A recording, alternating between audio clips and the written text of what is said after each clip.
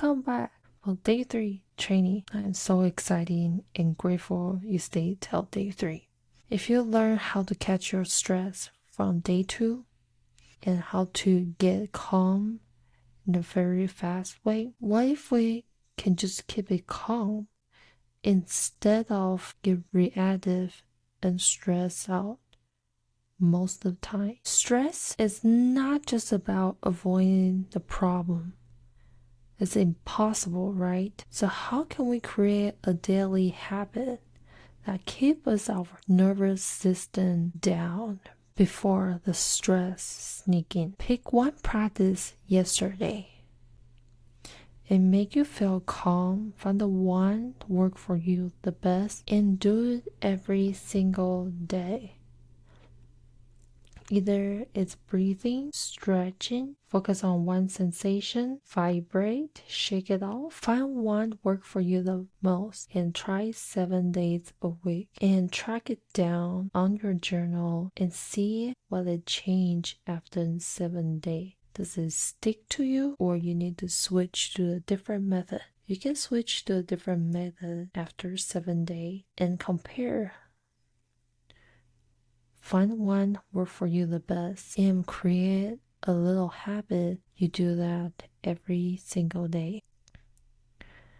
Second one is pause before you panic. While you're waking up in the morning, do you usually pick your phone immediately, open that email application, and that email just flowing all over?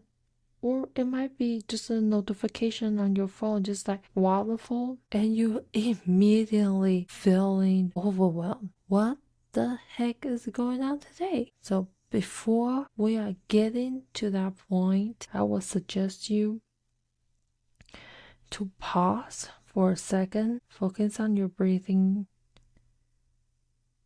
and focus on one thing at a time. Which one is priority? And handle that one first. And I definitely not recommend to look at your phone first in the morning, but I did that sometime too. It's quite a habit I need to change.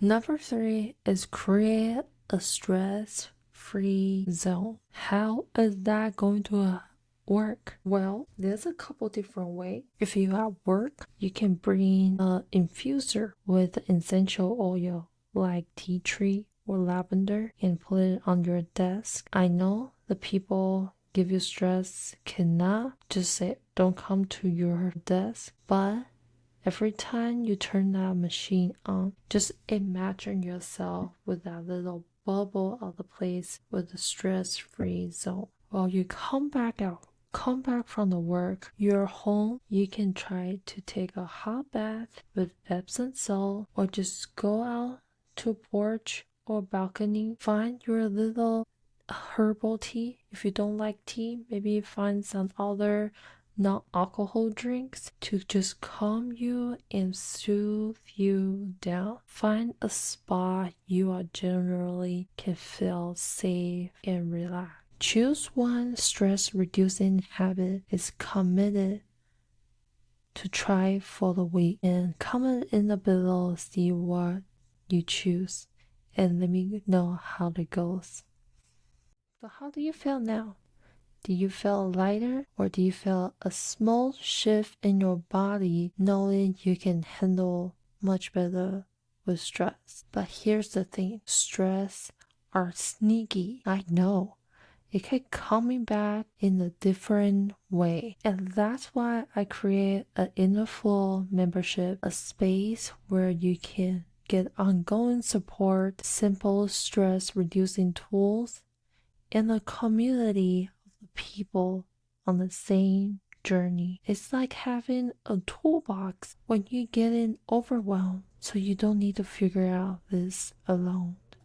If it sounds like something you love, I would love to have you inside. Here's the training you will get. let me share with you real quick. Just $7 a month, you can access exclusive training and content and the practice tool to help you identify and release all those stress, limited belief, and take your power back. And that's the wrap up for our 3 days workshop. Congratulations, you already take the step toward to your self-care to reduce your stress and taking back the control. Keep going, keep experiencing, and I promise it will get easier.